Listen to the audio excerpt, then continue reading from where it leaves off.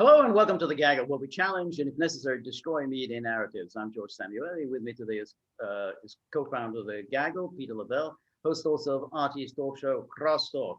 Well, President of France, Emmanuel Macron, has just given a long interview to the French edition of Elle magazine, and I'm sure you're an avid reader of Elle magazine, particularly the French edition. But for those gagglers like myself who are not avid readers of Elle, we have to go by a summary of the interview published in the Daily Mail. And it was quite striking, the things that he said. Remember, Macron is a kind of a center-left, I'd say, a politician.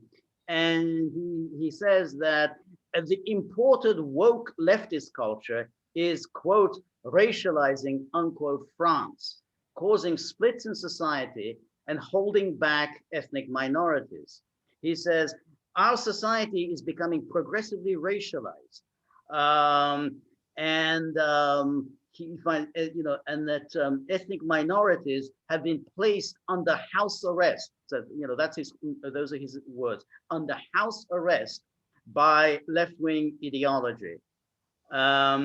And then he pointed blame at feminists and black rights activists for seeking to define people according to their gender and skin color. And he said that, well, this isn't really what France is about. France is about universality. Said, I don't like intersectionality, whereby he's claiming race and gender determine your outlook on life. And he says, the logic of intersectionality fractures everything. I stand for universalism. I don't agree with a fight that reduces everyone to their identity or their particularity. And then they said, France, had a revolution. We freed ourselves from this approach. He points out that, white people, in any town in France have exactly the same problems as people of color, no jobs, no money, no anything. So he's against anything time of just thinking that the only people who have any problems are people of the right gender and the right skin color. So this is a quite stunning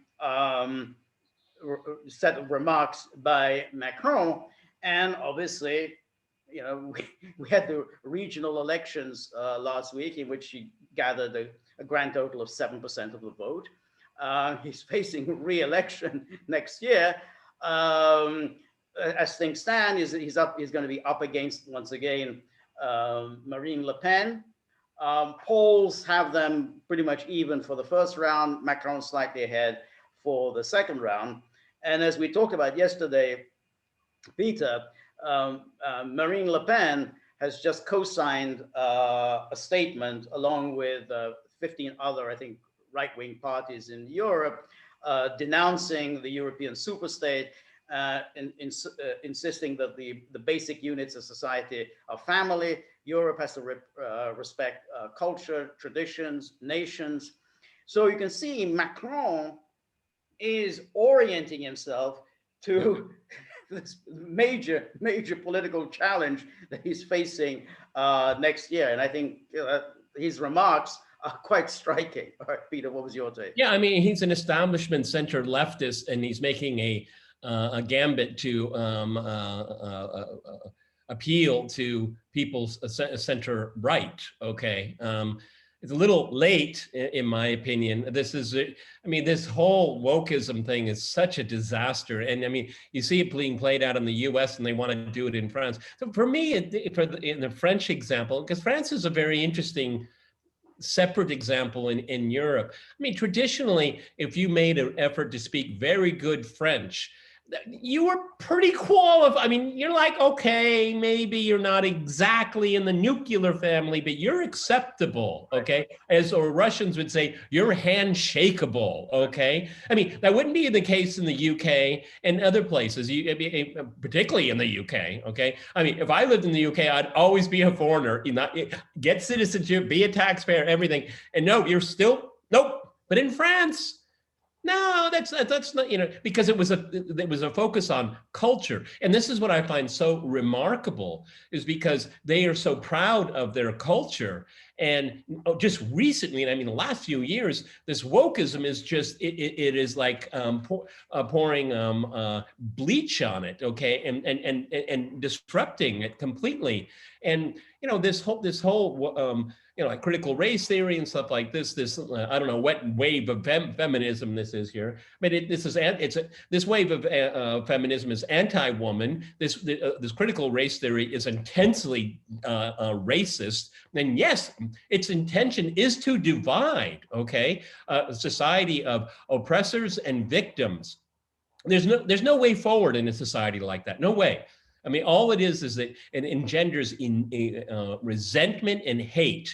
And as Macron said in his article, and again, George and I are not particularly sympathetic to Macron. Okay, I've never been, but he cited, from the town that he was from, people that he grew up with, and people that are still there, they're having a rough time of it. Okay, and they're not women, and they're not Africans or Arabs or anything else. I mean, they're people. Okay, and the thing is what I find interesting is that Macron, late in the game, should have understood that it's probably a lot easier to go with class than with race, okay? And class does resonate. And look at the yellow vest, for goodness sake, okay? He was on the wrong side of that one, okay? No, that's right. And I think he's, he's in the tight spot now, because this is a person who was a member of the elite. I mean, the guy worked for the Rothschilds.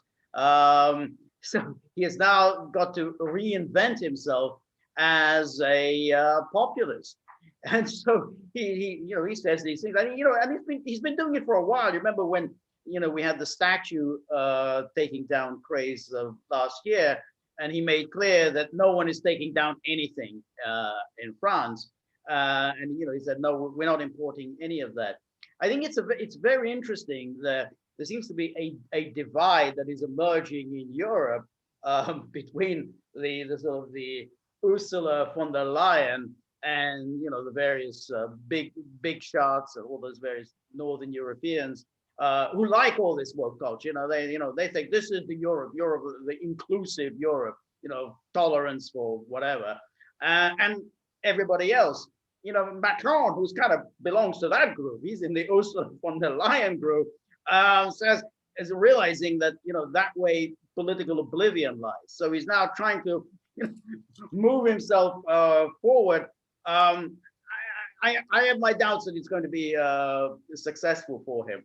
But he realizes that that this whole Ursula von der Leyen type thinking, there's no future for that in Europe. Yeah, and plus he sees the destructive elements of this and where it can go. And first of all, it doesn't bode very well for him. Okay, number one. And again, he's realizing is that you hear these messages in academia and the political classes. But it's not necessarily popular with people, okay? And this is something they're recognizing all through the Western world, is that, something really mundane, okay? Voter ID in the United States, the left said, that's racism. But if you ask, I think it's close to 80% of Blacks say, yeah, we should have a voter ID. Exactly. I mean, yeah. But what I'm just saying is we can go with issue after issue after issue. What I find really problematic and disgraceful and absolutely very anti-democratic is that, what we have, these wokeists, they have all of these ideas and not one of them is majoritarian, not one. And so that's why you have to use this intimidation all the time. And then you marshal the forces of big tech, okay? Because they have to rush it through, you have to push it through, because there's no majoritarian support for any of it. Right, no, that's exactly right. And that's why, they talk about values, because then we can say we can ignore the popular will, we can ignore elections, we can ignore, the democratic choices of people, because we have these values, they're just out there, they're just like chandelier just hanging there. And so that's it. We have these values, that's what we stand for. But you're going to have to win elections. You have to persuade people. and basically you haven't succeeded in persuading people. And so, when you this letter, or the statement that was signed by Orban, but it's also signed by the political party that's in power in Poland, and you have Salvini. So you've got a number of quite significant political forces in Europe that are signing onto this statement and saying, we don't want you just ramming down your very narrow conception of the world on us. And I think that's where Macron is sort of, saying, which way do I come down? He's realizing that he's if he sticks with that Ursula von der Leyen, his fate will be the same as his two predecessors, Hollande and Sarkozy, a one-term president. The interesting that Macron is probably waking up to, sorry to use the word wake here, is that once you get on that ship, you can't get off, okay? Right. And you can't change direction of it. So you have to decide if you're with it or you're not. Your chances of surviving, and you have power. See, this is one of it's always about power relationships. A lot of the poor people don't have power, okay, because they're poor, okay? He is in a position of power and influence, and this is his gambit, and he doesn't need much, because we've said he's an establishment center left. All he has to do is appeal to 4 or 5%, right?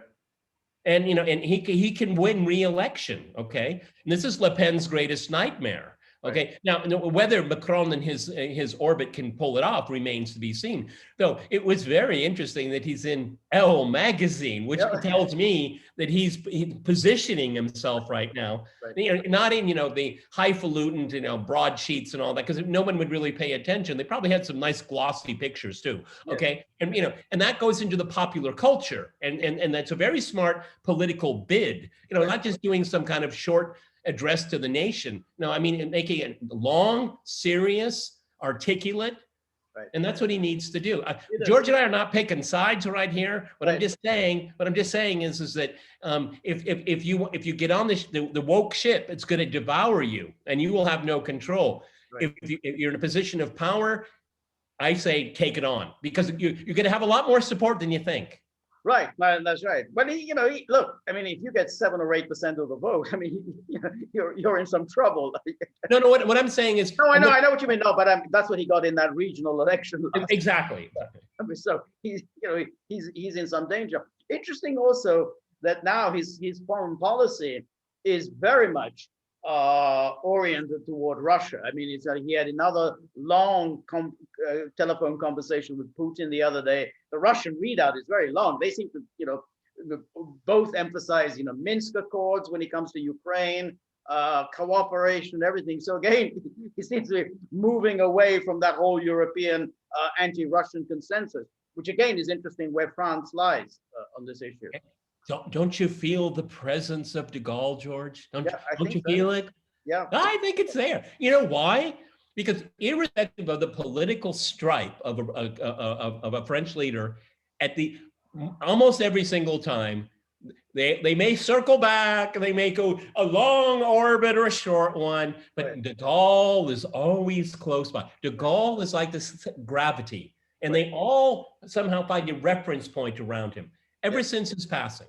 Well, that's it. But that's why, and it's unfortunate that those leaders who kind of move back into the NATO orbit, they've not fared well. All those Sarkozy and Hollande, who were part of the NATO consensus, that very NATO consensus that de Gaulle destroyed, they have fared poorly. And I think Macron probably has worked out, hey, maybe the answer is to return to Gaullism, which is basically free of the American influence. But this is just logic. This is simple stuff here.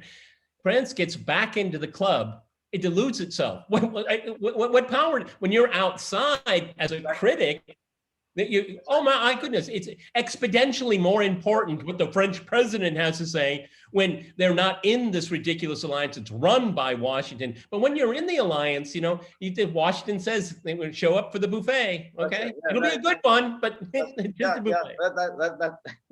That's right. But it's now interesting because you now have Macron and his purported rival Le Pen, both of whom now want a good relation with Russia. So already, France has moved away from Britain, which is still rabid on the subject of Russia, but also again the EU consensus. I mean, which is we've seen, is expressed by Josep Borrell and of course all the Poles and the Baltic states. So again, very interesting that France has moved away from the rest of the European pact. Yeah,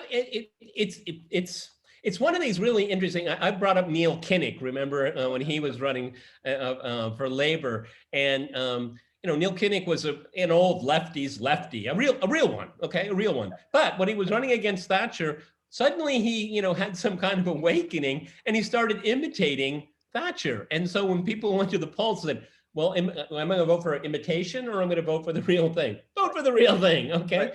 And if Macron isn't careful, he says people are going to say, well, he's acting like Le Pen. Well, Le Pen's the real thing. See, this is what he has to grapple with here. What I find fascinating from where I live here is that a major country in Europe when faced with a domestic political decision, Russia is a key to it. It's very interesting. It is very interesting, and it's interesting that it's gone the way it has in France, and even on cultural issues, because Boris Johnson, who's supposed to be a conservative, he's a conservative. And Macron has never pretended to be a conservative. Boris Johnson parrots all the garbage that the Americans have. Build back better, build back greener. And then was it build back more feminine? More gender balance. Yeah, gender balance. I don't know. I think build back more female. Yeah. I think scientists have a major challenge. What did COVID do to Boris Johnson? What did it do?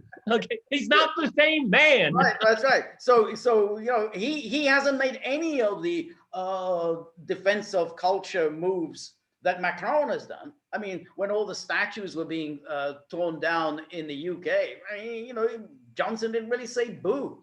Macron has spoke out very strongly, in defense of French culture, French history. So it's again striking, what France is doing. I mean, one would love to think that in future this is the new movement of Europe, a European culture, a Europe of the different identity, a Europe free of American and English influence. It's not going to happen, but it's nice to dream of that. Well, for me, it's an interesting reminder, going back to this Elle magazine, which I think is really interesting, okay? Because I may be wrong, but my sense of this is that you have this kind of, what's it called? Someone called it wokotopia attempt. It's actually really, really thin, but it's amplified. It's amplified over and over again by a small number of elites. So in your everyday life, you may get the impression that this is pervasive. I don't think it is pervasive. No. I think it's a grift for people to impose themselves, and it is empowering to them. I mean, look at all the useless university degrees over the last 50 years that people have got. Hey, this is the way I can go, and then of course there's the people have some people have this special kind of belief. They believe in this, what is the term? Destruction. There's a famous phrase for that. I mean, it's like destruction. Creative destruction. Okay, and they have this feel, and it feels empowering to them. Okay, and of course, it's always very easy to look back upon the stains of history. That's why we study history, people, not to feel good, but to understand what went wrong. That's why you do it. Okay. And so I think this is a very thin thing. I think Macron's got some real horse sense. Some of the people around him say, people really don't buy into this stuff. Right. No, that's right. And I do think it's very interesting that France has, it seems to be, of all the countries in Europe, at least, in the west of Europe, France is the one that has reacted most vehemently to what has been going on in the United States, because I think this is a movement that really started in the United States. Like, all bad habits start in the United States and then move to the rest of the world. France seems to have reacted the most ferociously. Now, of course, so is Hungary and Poland, but then also as important as France, because France is one of the leaders of Europe. So I do think it is very interesting that Macron has taken this position. But as you say, you're right. He's basically, people are going to look. is he just trying to imitate Le Pen, or does he really believe this? So I mean, that's got to be one of his issues that he's going to face. I'll give him the benefit of the doubt. French culture is great. It is great. It's something to protect. Right. No, absolutely. Okay? And in many ways, it's been a deep English culture is great. It just doesn't seem like English political figures do anything at all to protect it. Well, that's when civilizations die, when its leadership no longer believes in it. Okay, right. And I mean in the best parts of it. Okay, I mean what we see in the U.S. and I don't want to start a new thread here, but I mean empire is not a good thing to do. It's something you shouldn't necessarily be proud of, particularly in the American context right now. But that's what they're trying to do. Okay, I mean, fuse all of this, Black Lives Matter and Antifa, critical race theory into the military-industrial complex. Well, that is, that's a Dr. Strangelove movie in the making. Yeah, it is quite horrifying. It's the worst of all worlds. One guaranteed to antagonize just about everybody in the world. I mean, it's absolute insane. Because at least once, when you had the kind of American imperial mission, at least they had a culture that people rather like. They had American movies that people used to like. There was an American attitude to life that people used to admire. The kind of can-do. Spirit, never getting pessimistic, and all the more attractive features of America that people once admired. That's all gone. And this stuff, the AOC, Black Lives Matter, Antifa, General Mark Milley, no one wants anything to do with that. I can tell everyone watching this here is that what I've seen over particularly the last few years, where I live here, people are very extremely well educated. Many cases can speak English well now, not like when I moved here 20 years ago, but when they watch Netflix and stuff like this, it's interesting to watch on my computer screen, but I hope that stuff doesn't come here. Okay, right. I'm just echoing your point here. I mean, now it's very selective, say, well, that's kind of interesting, but no, that's not for us. That's right. Yeah, that's right. And that's liberals. That's right. Yeah. But we'll see. With Macron, remember when he just said, NATO was brain dead, and we thought, well, this is very promising, but they never kind of got anywhere. So we'll see whether this new line from Macron he will develop further, and whether it's going to make greater inroads within French society. If there's one takeaway from all of this, and George and I we hammer at it almost every single video from one degree or another, one direction or another, is that just because the media says something is commonplace and there's a consensus, don't believe it. No. Don't believe it. None of these things these people are talking about have majoritarian support. Okay, so these elites are bad faith actors. That probably should be the defining motto of the gaggle. The elites are not good faith actors. Those values that they espouse, those are values espoused by a tiny group of people. They are not shared by Europeans. When people talk about Europeans, they just mean these European elites. Europeans are, France is a very conservative country, as is Italy. Many European countries are actually very conservative. They don't subscribe to these Ursula von der Leyen's values. This is a minority taste. They don't speak for. And that's why conservatives, whatever you want to call it, but what George and I would call conservatism, we implore conservatives to reach out to working class people. We can fight this wave off pretty easily. Okay, these shiny little things they're putting in front of your face. It's all an illusion. Okay, conservative values, working class people, middle class people. We can win it. We can win this. Yeah, that's right. All right, Peter. We're at Locals, everyone. Go to thegaggle.locals.com. We're building a community. We're having a lot of fun. Lots of different things being put up.